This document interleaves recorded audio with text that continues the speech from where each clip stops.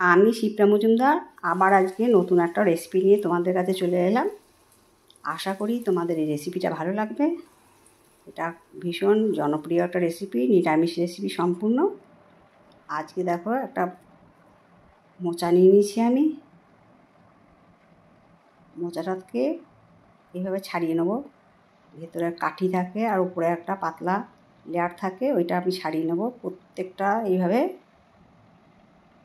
ওই কাঠিগুলো আর মাঝখানে যে একটা লেয়ারের মতন থাকে পাতলা, সেইটাকেও আমি ছাড়িয়ে নিচ্ছি।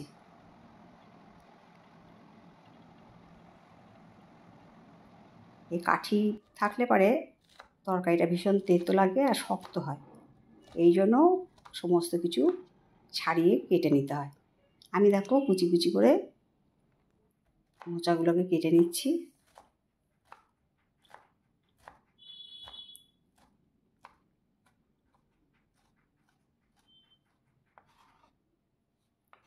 আমার সমস্ত মোচাগুলো দেখো ছাড়ানো হয়ে গেছে, আর এবারে ধীরে ধীরে সমস্তগুলো কেটে নেব।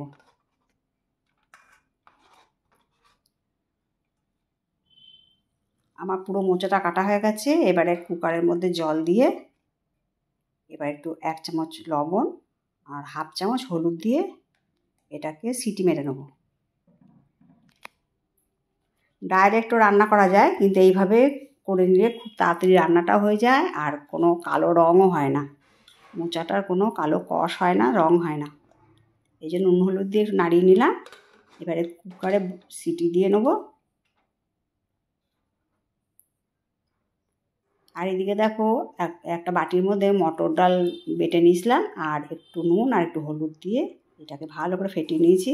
এবারে বড়া করে ভেজে নেব। কড়াইতে সর্ষের তেল দিয়ে দিয়েছি, এর মধ্যে ছোট ছোট করে বড়ার আকারে ছেড়ে দিচ্ছি। পুরো বড়াটা আমি এইভাবে ভেজে নেব।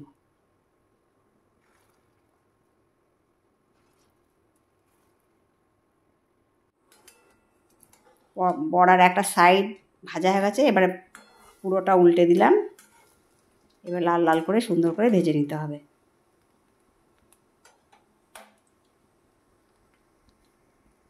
আজকে আমি মটর ডালের বড়া দিয়ে মোচার ঘন্ট রান্না করে দেখাবো। দেখো বড়াগুলো লাল লাল করে সুন্দর করে ভাজা হয়ে গেছে। এবার আমি একটা থালার মধ্যে তুলে রাখছি। এইভাবে বড়া দিয়ে মোচার ঘন্ট করে খেলে ভীষণ ভালো লাগে। মোচার ঘন্ট চিংড়ি মাছ, তারপরে আরও অন্যান্য কিছু নারকোল এসব দিয়ে করে ভালো লাগে, ছোলা এইসব দিয়ে করে ভালো লাগে, কিন্তু এই বড়া দিয়ে করে আর খুবই ভালো লাগে, খুবই টেস্ট হয়। দেখো কড়াইতে যে তেলটা ছিল তার মধ্যে আমি জিরে ফোড়ন দিয়ে এবারে আলুগুলো কেটে রেখেছিলাম ডুমো ডুমো করে, আলুগুলোকে দিয়ে দিলাম।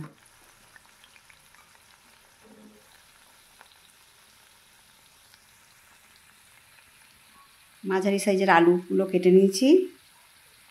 এবারে এর মধ্যে 1 চামচ লবণ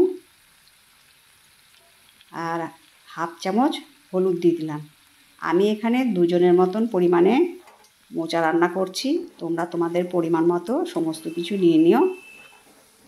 এইভাবে রান্না করে খেলে ভীষণ ভালো টেস্ট হয়, ভীষণ ভালো হয়, আর নিরামিষের দিনে তো ভীষণ জমে যায় এই রেসিপিটা। এবার একটা ঢাকনা চাপা দিয়ে রাখলাম, নুন হলুদ দিয়ে নাড়াচাড়া করে।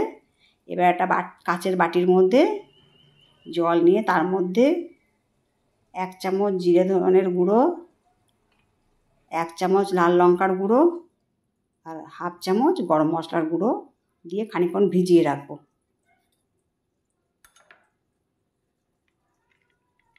এটা গুলিয়ে নিলাম। মিনিট 10 এটা ভেজানো থাক।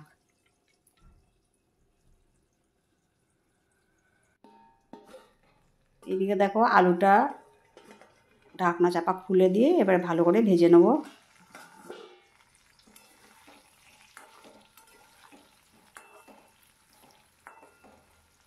মাঝে মাঝে ঢাকনা দিয়ে এইভাবে ভাজা করলে খুব ভালোই তাড়াতাড়ি সেদ্ধ হয়ে যায়। এবার যে মশলাটা ভিজিয়ে রেখেছিলাম সেটাও দিয়ে দিলাম আলুর মধ্যে।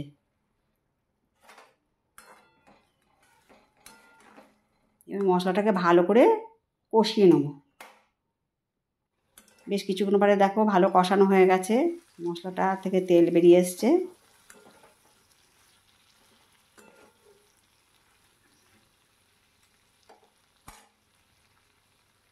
এরপরে আমি যে মোচাটাকে সেদ্ধ করে রেখেছিলাম সেই মোচাটাকে ছেড়ে দিলাম।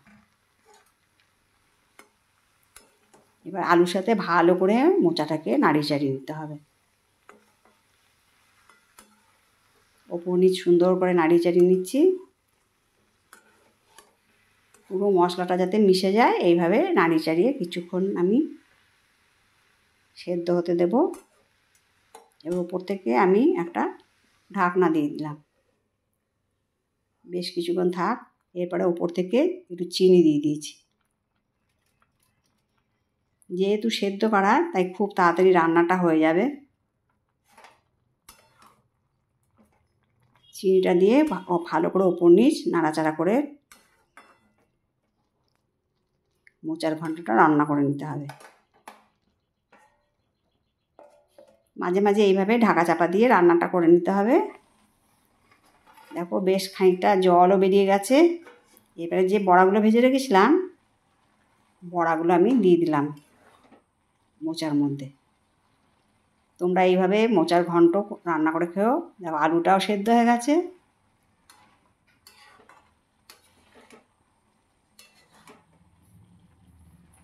বড়া দিয়ে সুন্দর করে নাড়াচাড়া করে রান্নাটা করে নিতে হবে।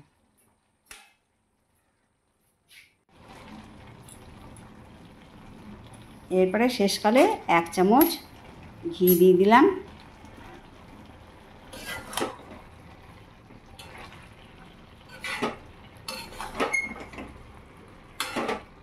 বন্ধুরা, আমার রেসিপিটা যদি তোমাদের ভালো লাগে লাইক, শেয়ার, কমেন্ট আর সাবস্ক্রাইব করে আমার চ্যানেলের পাশে থাকার জন্য তোমাদেরকে অনুরোধ করছি। আর যারা নতুন বন্ধু ভিজিট করছো তারা আমার চ্যানেলটাকে সাবস্ক্রাইব করে দিয়ে বেল বাটনটা প্রেস করে দিও। আর অল নোটিফিকেশানটা অন করে দিলে সমস্ত